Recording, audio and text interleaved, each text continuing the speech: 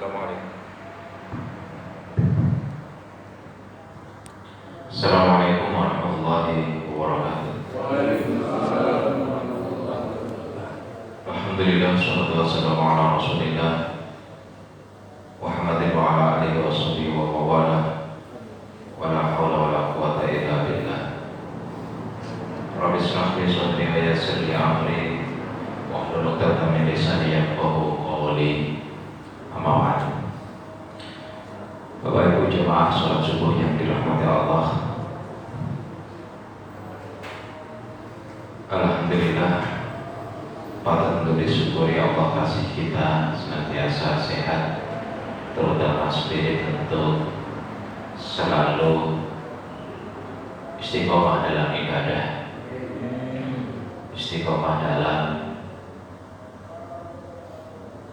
majelis ta'lim, dan istiqomah dalam mencari ridha Allah Subhanahu wa taala. Adalah hukum sejarah bahwa ada pemimpin, ada yang dipimpin. Ini sebuah keniscayaan sosial yang akan terus-menerus berlaku di sepanjang sejarah. Maka ada yang mengklasifikasi kelompok manusia menjadi tiga. Yang pertama adalah exceptional person, orang khusus, orang istimewa, orang yang beda dari umumnya orang-orang. Inilah yang layak menjadi pemimpin karena punya kelebihan, punya kapasitas, punya kredibilitas dan lain-lain yang melayakkan dirinya untuk menjadi pemimpin. Karena pemimpin itu bukan posisi yang mudah,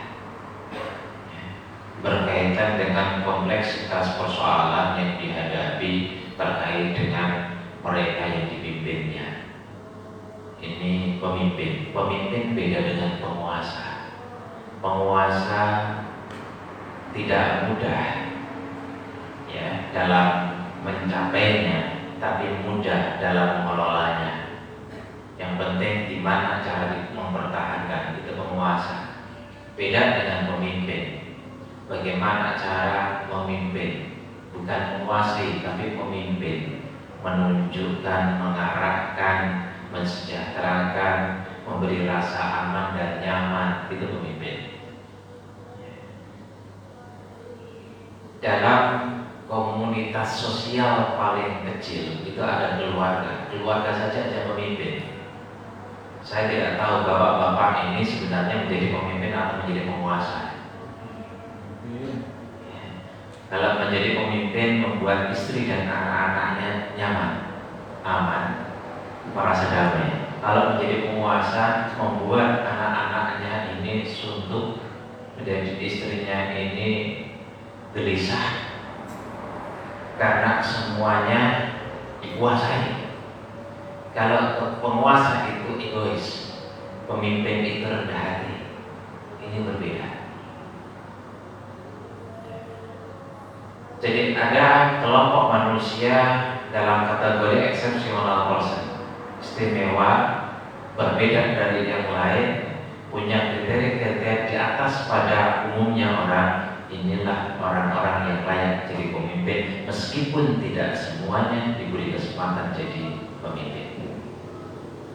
Yang kedua, ordinary people, masyarakat awam, masyarakat umum, masyarakat yang jumlahnya lebih banyak.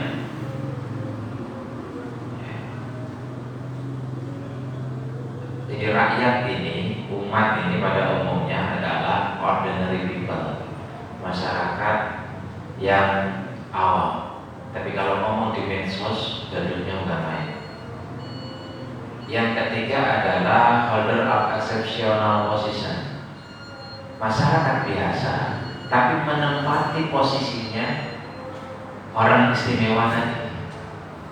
dia nggak punya kapasitas, nggak punya kredibilitas, nggak punya kemampuan, mungkin karena nasibnya ini pengertian positif, pengertian yang lebih negatif, mungkin karena kelicinannya, akhirnya dia mengambil posisi orang-orang yang seharusnya menjadi pemimpin.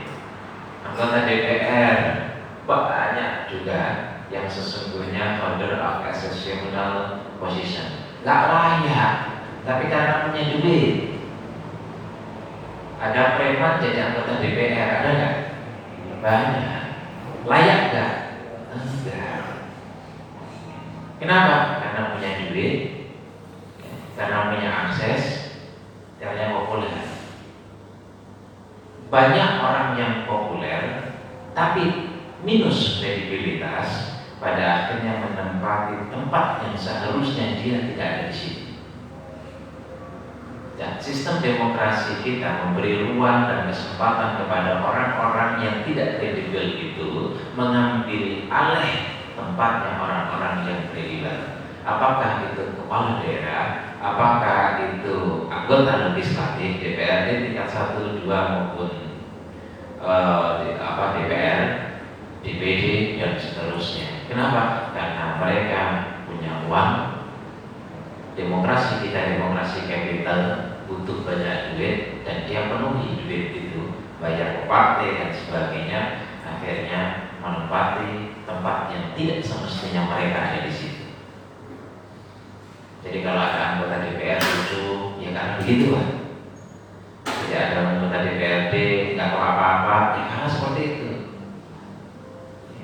Ada kepala daerah, ya, orang Jawa bilang waktu, gitu, ya karena prosesnya seperti itu. Ini kita perlu gambarkan.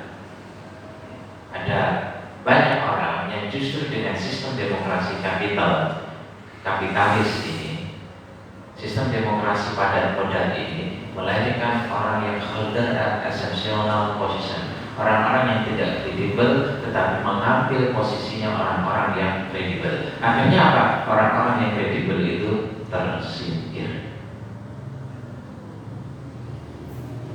Ini bicara tentang kekuasaan, karena menurut teorinya Montesquieu kekuasaan itu adalah legislatif, yudikatif, dan eksekutif, bukan hanya eksekutif.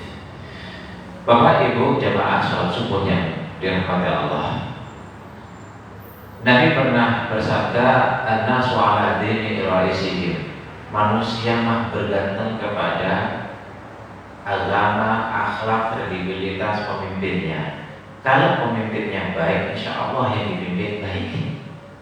Karena pengaruh pemimpin itu luar biasa. Jadi kalau hadis mengatakan an-nasu 'ala dini raisihim, itu maksudnya pemimpin itu punya pengaruh yang luar biasa. 1 juta ustaz bicara bahwa bir itu haram, jangan beredar. Hanya dengan 1 DPRD sebagai ketua, dia bilang saya tidak akan pernah jual saham bir selama saya masih menjadi ketua DPRD. Selesai Pak. Karena aturan kepala daerah menjual saham atau membeli saham itu atas izin DPRD. Kalau ketuanya sudah bilang selama saya jadi ketua DPRD tidak akan pernah saya jual saham ini, selesai. Itulah an-nasu 'ala dini raisihim. Betapa posisi-posisi jabatan itu sangat berpengaruh terhadap kehidupan masyarakat. Oleh karena itu, ada aturan main dalam konteks kepemimpinan. Yang pertama, tidak boleh meminta, berambisi terhadap jabatan. Yang kedua, kalau kita mau memilih pemimpin, ketika diberikan haknya, suaranya kepada rakyat, hati-hati. Jadi kalau kemudian muncul seorang pemimpin yang tidak kredibel, yang salah bukan pemimpin itu yang salah juga yang milih. Ada yang nggak peduli, nggak milih. Ada yang milih asal-asalan. Ya, ada yang milih karena uang dan kepentingan. Jadi kalau kita lihat kriteria pemilih itu, ada pemilih yang idealis, betul-betul dia lihat ini pemimpin baik atau tidak. Gak bisa disogok meskipun hanya satu suara. Yang baik aku pilih, yang nggak baik aku nggak pilih. Meskipun dia kasih duit, meskipun dia tetangga, meskipun dia datang ke rumah, tidak aku pilih karena aku tahu dia tidak baik. Kalau dia dipilih, maka dia akan berbahaya. Ada pemilih, jangan hanya bicara tentang kriteria pemimpin. Pemilih dalam hal demokrasi ini juga punya kriteria dan signifikan pengaruhnya terhadap lahirnya seorang pemimpin. Ada yang idealis.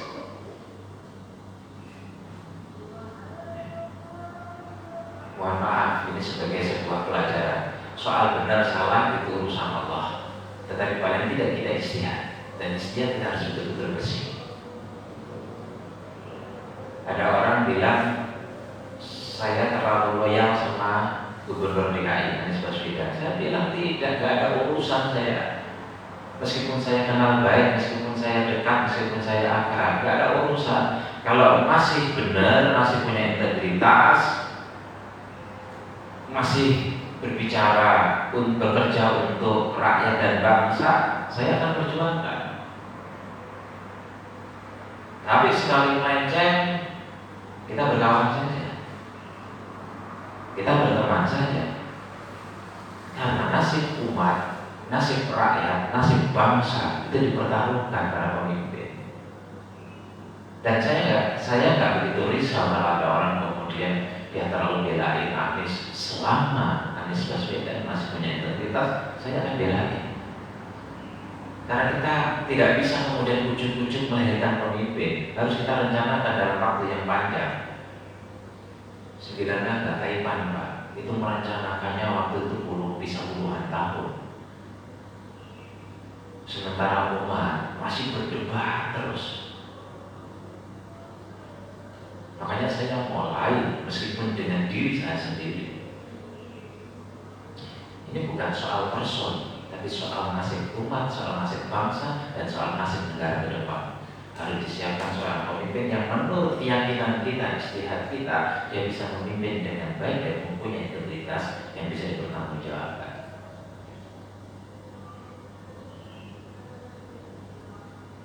Jadi saya memperjuangkan sebelum saya akrab. Justru ketika saya perjuangkan saya akrab.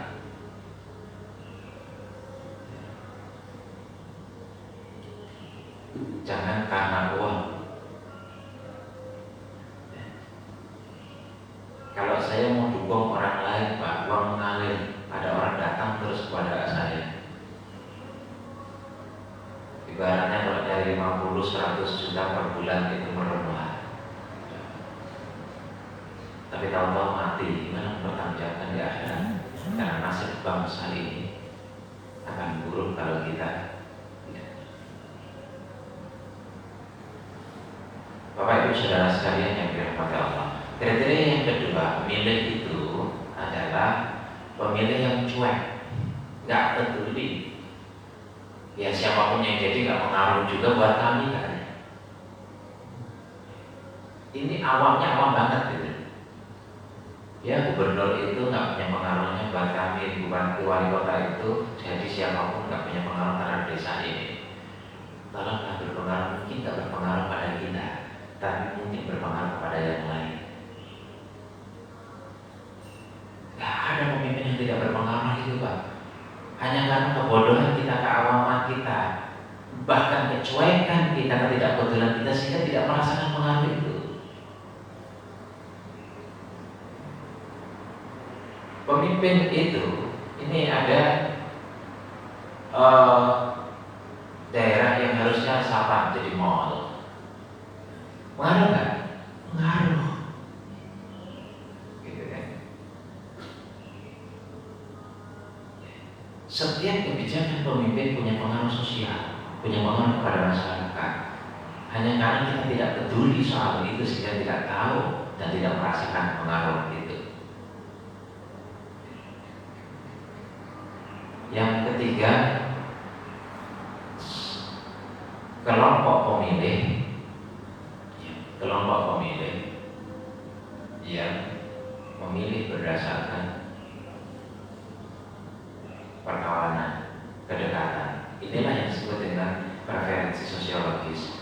Karena sesama PMI aku pilih, karena sesama PMI aku pilih, karena sesama yang kunut aku pilih, karena sesama nggak kunut aku pilih. Banyak nggak? Banyak. Gitu. Karena satu masjid aku pilih, karena satu kampung aku pilih, karena sama-sama Cilacap aku pilih. Ini merusak demokrasi sesungguhnya, merusak kredibilitas kita berdemokrasi. Kemudian ada kriteria pemilih itu berdasarkan kepentingan. Jadi tim ses nanti dapat komisaris. Banyak orang heran, kok saya nggak jadi komisaris di DKI? Kenapa? Karena cara berpikir orang-orang itu, kalau membela seseorang itu harus dapat jatahnya. Ini yang keliru.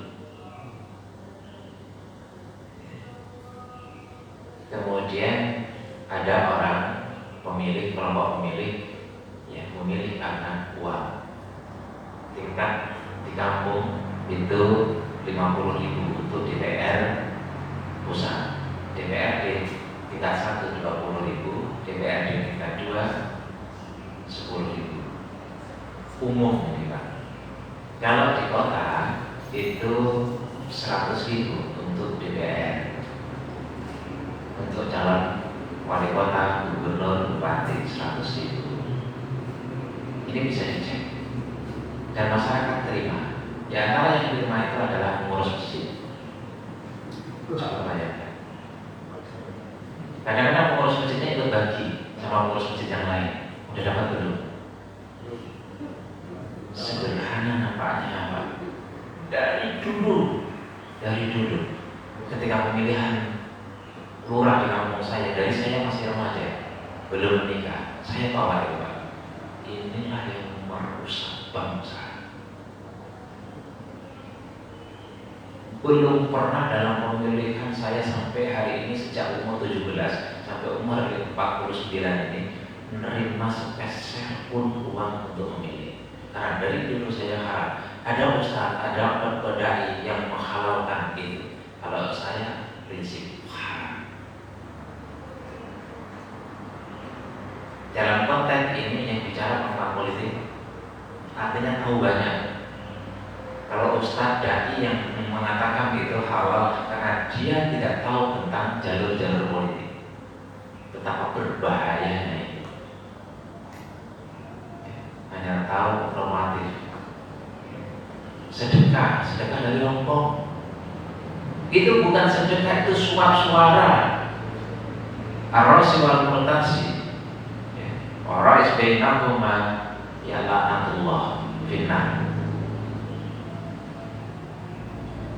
Jadi orang yang menyuap, disuap, dan orang yang menjadi mediator suap menyuap itu finnar dalam neraka.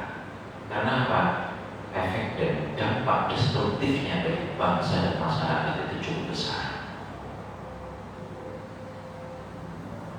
Disinilah peluang bagi para pemodal untuk investasi politik. Anggota DPR ini duit.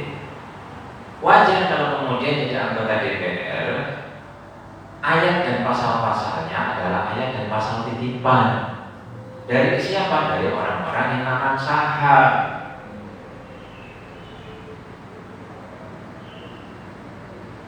Normal Bapak Ibu, kalau Bapak Ibu sudah jadi incumbent, DPR misalnya, minimal itu 10 miliar itu modalnya. Mendingan buat buka ruko. kecuali uang berlebihan. Ini mau berjuang, katakan Bapak Ibu punya uang 100-200 miliar, niatkan sedekah nggak apa-apa. Tapi karena jalannya harus seperti itu darurat, kemudian berjuang. Tapi kalau kemudian uang ini pas-pasan, maka yang terjadi adalah bisnis. Apalagi kalau kemudian uang ini sumbangan. Jadi Bapak Ibu, kemarin saya dapat nomor 3, nggak perlu saya sebutkan partainya. Ada 4 partai yang nawarin saya, yang pada akhirnya saya coba-coba lah. Saya istikharah 2 kali, tapi saya salah juga karena udah nyanggupin dikasih nomor 3, padahal bukan kader, bukan apa. Istikharah 2 kali nggak ketemu. Padahal sudah ada 2 orang yang siap untuk menyumbang. Dan 2 orang ini 2 orang yang ikhlas, tidak punya kepentingan apapun dan bukan pengusaha yang ada kaitan dengan kebijakan pemerintah. Istikharah 2 kali nggak ketemu. Jadi saya pernah 2 kali calon mundur Pak di tengah jalan. 1 pada saat 98 karena ibu saya di tengah jalan nggak ridho, nampak nggak ridho. Saya mundur padahal pada saat itu calon jadi berdasarkan nomor. Dan yang kedua kemarin, ridha Allah, ridha orang tua yang utama Pak. Hidup ini sementara. Kalau saya dikasih usia 80 tahun, ya tinggal 31 tahun dan itu sebentar. Apalagi bapak-bapak yang usianya sudah 50 tahun, dikasih 80 tahun, tinggal 30 masih 70 tahun, tinggal 20. Dan kita di Jakarta ini sudah berapa lama? Kelihatan sebentar sekali. Ada yang sudah 20 tahun, 30 tahun, kok baru kemarin datang ke Jakarta sudah 20-30 tahun. Ibu bapak saudara sekalian yang dirahmati Allah SWT. Soal kemudian kepemimpinan yang paling pengaruh kita adalah pemimpinan eksekutif. Wali kota, bupati, gubernur, presiden, terutama presiden. Ini yang paling efektif dan paling berpengaruh. Apakah pengaruh konstruktif, apa pengaruh destruktif? Apakah pengaruh positif, apakah pengaruh negatif? Qurannya jelas. Supaya terjadi pembangunan itu, masyarakat itu maunya damai, tenang. Di situ butuh stabilitas keamanan, stabilitas politik dan stabilitas keamanan. Inilah prinsip dalam Islam. Stabilitas politik dan keamanan harus betul-betul dijaga, karena dengan demikian maka akan menenangkan, mendamaikan dan juga berpotensi untuk menciptakan ruang bagi kesejahteraan masyarakat. Maka Al-Quran mengatakan, ya ayyuhalladzina amanu atti'ullaha wa atti'ur rasul wa ulil amri minkum. Wahai orang yang beriman, taatlah kepada Allah, taat kepada Rasul, wa ulil amri minkum. Perhatikan, wa ulil amri minkum di sini tidak ada atti'ullaha wa atti'ur rasul, bukan wa atti'u ulil amri, tapi wa ulil amri minkum. Artinya apa? Taat kepada Allah, kebenaran Allah mutlak. Taat kepada Rasul, kebenaran Rasul mutlak. Wa ma atakumur rasulu fakhudhuhu wa ma nahakum anhu fantahu. Apa yang didatangkan oleh Rasul ambil, apa yang dilarang tinggalkan. Kenapa? Karena kebenaran mutlak. Maka di sini dikasih bahasa atiullah wa atiur Rasul. Baru wa ulil amri minkum. Ulil amri minkum itu kebenarannya adalah nisbi, adalah tidak mutlak. Karena itu perlu dialog, karena itu perlu bermusyawarah, karena itu perlu dengar pendapat sebelum mengambil sebuah keputusan dan kebijakan. Kalau ternyata sudah dengar pendapat, sudah berdialog, sudah bermusyawarah, sudah mendatangkan para pakar, para ahli, kalau salah, di situ ada ruang untuk memberikan nasihat, di situ ada ruang untuk memberikan masukan, bahkan kritik. Maka ada orang yang kritik Rasul sok-sokannya, seolah-olah Rasul gak cerdas. Wa ma yantiqu 'anil hawa in huwa wahyu yuha. Rasulullah tidak bicara kecuali itu berdasarkan wahyu. Sementara pemimpin itu bicara tidak selalu berdasarkan wahyu. Ibu bapak saudara sekalian yang dirahmati Allah. Karena itu jangan pernah salah memilih pemimpin. Dari tingkat kecil sampai tingkat besar, belajar dari pemimpin RT aja. Ya, dari memilih pemimpin RT. Kalau di RT saya kebetulan saya yang nunjuk. Jadi kalau ada pemilihan saling lempar, saya bilang, kamu jadi ketua RT, nanti saya bantu. Oh ya Pak, jadi ketua RT. Jadi kalau ada apa-apa hanya ke saya karena saya yang nunjuk. Kan Bapak yang nunjuk, saya nggak dipilih sama masyarakat katanya.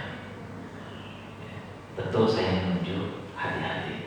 Baru tingkat kita harus belajar, tingkat kita harus belajar untuk secara serius memilih yang benar, ya, yang kredibel, yang amanah. Bapak Ibu saudara sekalian yang dirahmati Allah. Kalau orang sudah menjadi pemimpin, cenderung digoda untuk menjadi penguasa. Kenapa? Karena segala akses kekuasaan dia pegang. Kalau pemimpin itu tipologinya rendah hati dan mengalah, kalau penguasa itu tipologinya itu menang sendiri, egois, ya, tersinggungan, marah. Jadi kalau ada seorang pemimpin itu suka marah, itu bukan pemimpin, itu penguasa itu. Jadi kalau ada bapak-bapak sama istrinya dikit-dikit marah, sama anak-anaknya dikit-dikit marah gitu loh, selalu memasang wajahnya normatif, tegar. Makanya sampai-sampai kita bisa melakukan penelitian. Perhatikan coba, ya, rata-rata kalau bapak-bapak sama ibu-ibu, suami istri jalan, wajahnya tegar, wajahnya normatif, wajahnya formal. Kok ada bapak-bapak wajahnya penuh dengan senyum, jangan-jangan bukan istrinya. Perhatikan. Saya sering memperhatikan hal-hal yang seperti itu. Saya perhatikan gitu, naik motor, boncengan, ketawa ke TV, perempuan, laki-laki, itu biasanya bukan suami istri. Tapi kalau banyak dia, wajahnya tegang, nah itu suami istri itu. Berarti kalau wajah kita seperti itu wajah penguasa, bukan wajah pemimpin. Wajah pemimpin selalu memberi senyum kepada istrinya. Ya. Kita sendiri Pak suami ini kalau pulang istri kita nggak senyum, rasanya sumpah juga. Satu hari nggak senyum, 2 hari nggak senyum, sebulan nggak senyum, setahun nggak sama, 3 tahun nggak nonton, kebayang gitu. Cari yang bisa senyum deh. Iya, semangat banget. Memang begitu, itu naluri ya. Seorang istri itu datang suami senyum, sering-seringlah senyum. Ya, wajahnya enak dilihat, kemudian biarlah suami akan menjadi seorang pemimpin, bukan penguasa. Gitu kan? Mau masak apa-apa, Mas, Kang, ya. Jadi kalau kelihatan lelah, gitu, kayaknya lelah banget, gitu, perlu dipijit. Hal-hal kecil, tapi untuk mendorong seorang suami agar tidak menjadi penguasa, tapi menjadi pemimpin. Pemimpin itu rendah hati, pemimpin itu mengalah. Pemimpin itu banyak senyum, pemimpin itu mau dikritik, pemimpin itu mau menerima masukan, pemimpin itu bisa berdialog, pemimpin itu komunikatif. Kalau ada yang nggak bisa dialog, sukanya marah, kemudian nggak komunikatif, itu adalah penguasa. Apalagi kepada orang yang mengkritik, ya dia intimidasi. Itu penguasa, bukan pemimpin. Ya. Nah, bagaimana kemudian hubungan seorang pemimpin dengan rakyatnya?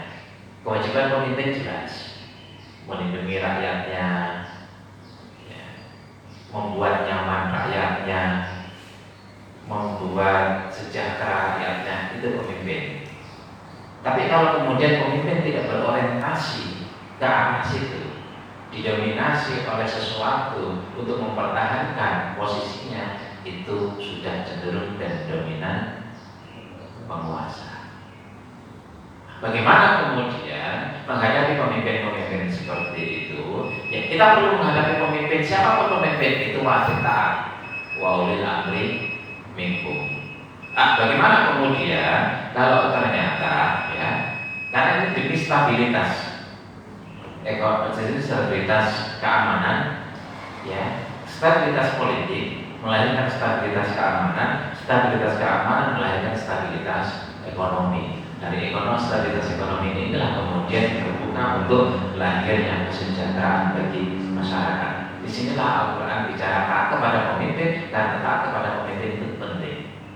Nah, bagaimana kalau kemudian kita menghadapi pemimpin, apakah itu kepala daerah, apakah itu pemimpin nasional yang tidak sesuai dengan dambaan, harapan, mimpi, dan kriteria ideal pada umumnya. Bapak Ibu dan saudara sekalian yang dirahmati Allah Subhanahu wa taala.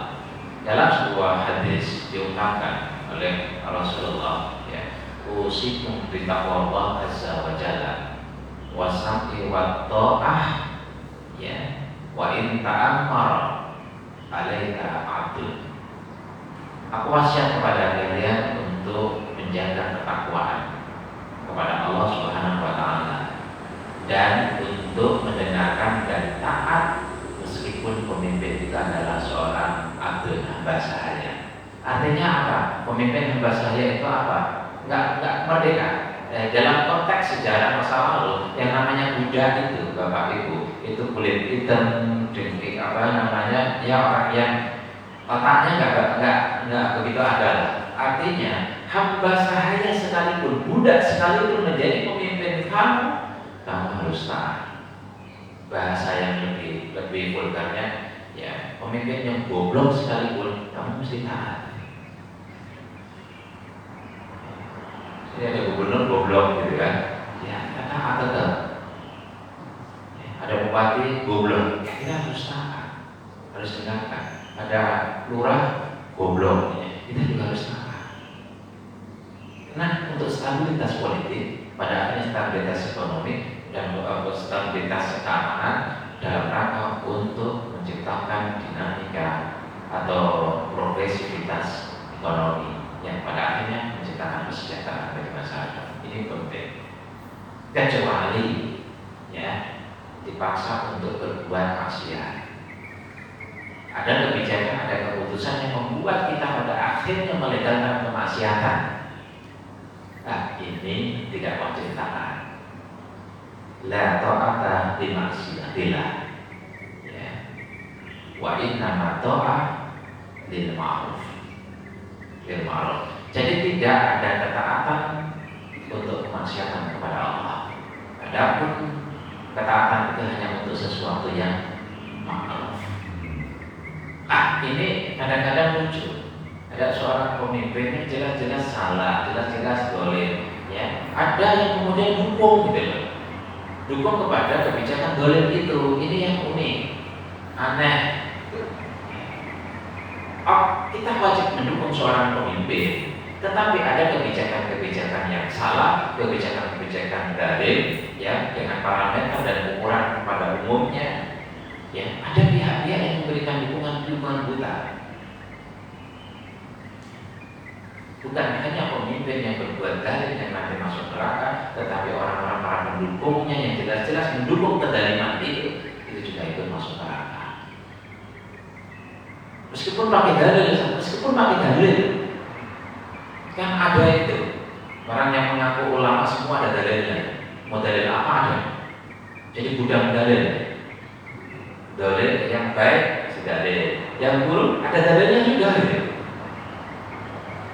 Ini berbahaya. Dimanapun penguasa selalu memanfaatkan orang-orang yang punya pengaruh dalam konteks masyarakat yang mayoritas beragama, berarti mereka akan memanfaatkan agamawan.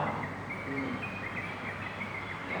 Karena masyarakat di Indonesia itu mayoritas Muslim, maka agamawan Islam yang kemudian dipakai, terutama dari ormas-ormas yang besar di Indonesia.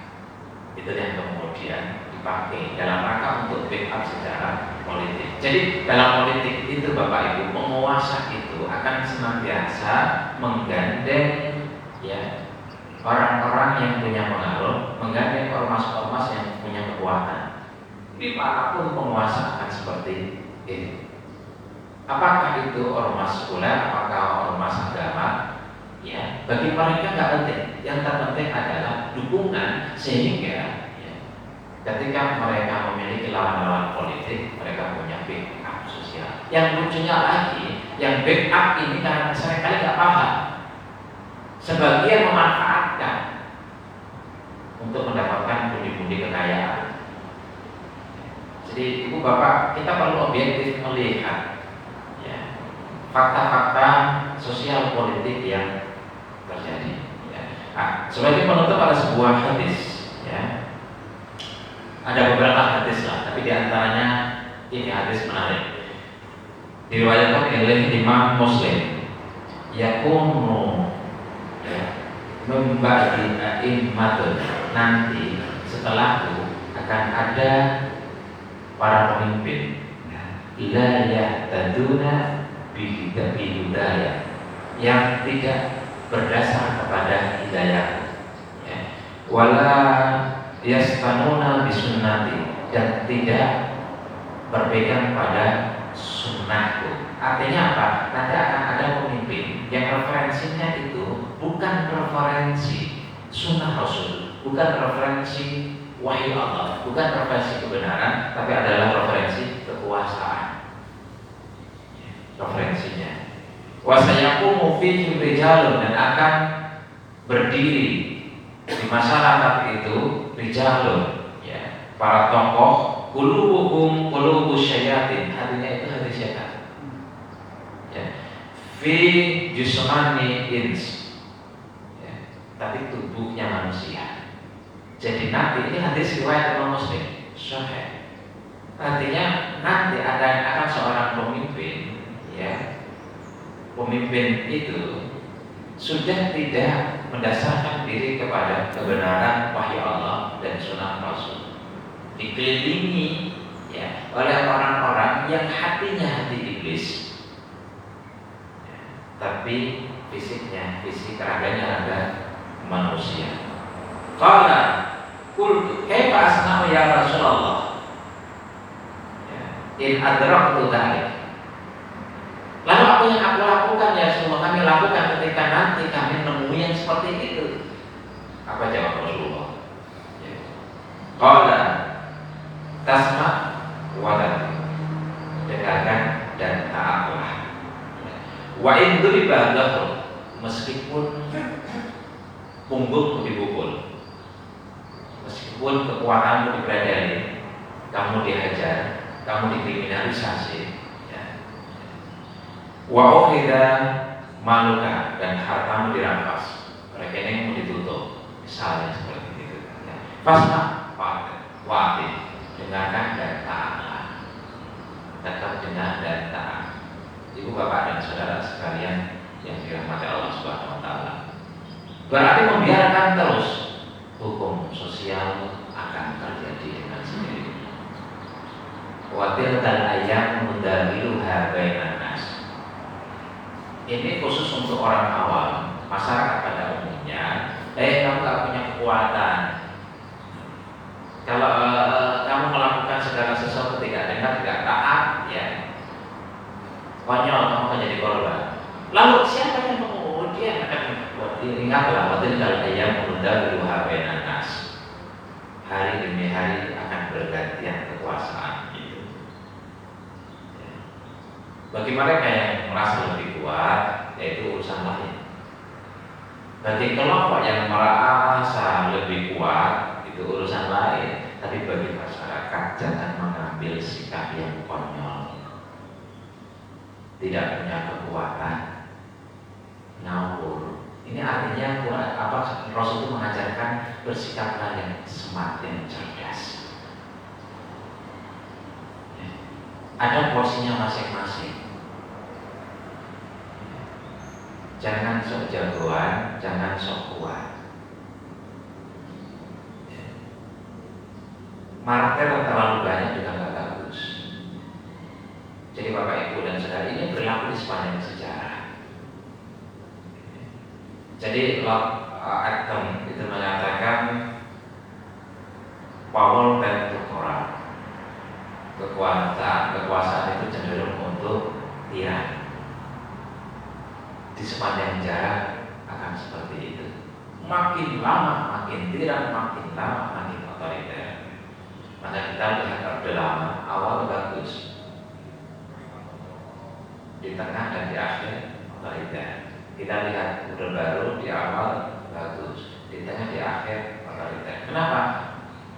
Dalam rangka untuk mempertahankan kekuasaan. Kalau sudah ya seorang pemimpin itu ingin mempertahankan kekuasaan dan kekuasaannya terancam, maka akan cenderung otoriter. Maka Presiden Amerika pertama dia bijak. Ketika ditawari 2 periode, tidak, menolaknya. Cukup 1 periode sebagai pengantar. Pada akhirnya makin ke sana tidak ada otoriter, paling tidak untuk negaranya, meskipun otoriter untuk yang lain. Jadi Bapak Ibu dan Saudara sekalian, itu adalah hukum politik. Jadi kalau Ibnu Khaldun membuat, kan sudah membuat bagaimana hukum sejarah, hukum sosial, hukum politik itu, dan itu akan berjalan. Kita bisa amati. Kalau kita sudah ketemu teorinya akan berlaku dimanapun tempat. Penguasa itu, ya kalau berupa, kalau kemudian terancam dan ingin mempertahankan kekuasaannya, maka akan cenderung otoriter. Ini teori. Akan cenderung tirani, akan cenderung sensitif, akan cenderung menggebuk kepada siapapun yang dianggap sebagai sebuah ancaman terhadap posisinya. Beda kemudian seorang pemimpin, ya, kalau kemudian dia tidak merasa terancam, ya sudah, ini amanah. Karena itu, ya, dan walihadzal amal, ya, amal ahadan yasalu ahadan yakhushu alaih. Nabi mengatakan, saya tidak akan sekali-kali memberikan jabatan kepada orang yang minta dan berambisi. Abdurrahman bin Samroh diberikan nasihat, jangan engkau minta satu jabatan. Kalau jabatan itu diberikan kepada engkau dan engkau tanpa meminta, maka engkau akan mendapatkan pertolongan. Tapi kalau jabatan itu diberikan kepada engkau karena engkau minta, maka itu akan menjadi beban. Beban itu apa? Takut hilang. Beban itu apa? Takut nanti dicari kesalahannya ketika nanti sudah lengser. Ada beban.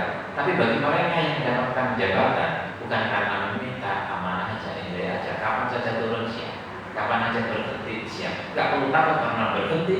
Ya kalau berhenti karena tidak akan pernah mengejar-kejar. Nah, banyak pemimpin kita yang takut kalau berhenti. Kenapa? Satu jabatannya hilang, pundi-pundinya berkurang, kemudian juga takut kalau berhenti nanti ada orang yang mengejar-kejar karena dia menyembunyikan kesalahannya. Ya, apakah itu Bank Senturi, apakah itu BLBI atau yang lain-lain dan sebagainya. Bapak Ibu Saudara sekalian, jemaah subuh yang dirahmati Allah, tidak bisa saya sampaikan barangkali melebihi suara tadi itu. Kalau barangkali ada sharing, diskusi, silakan.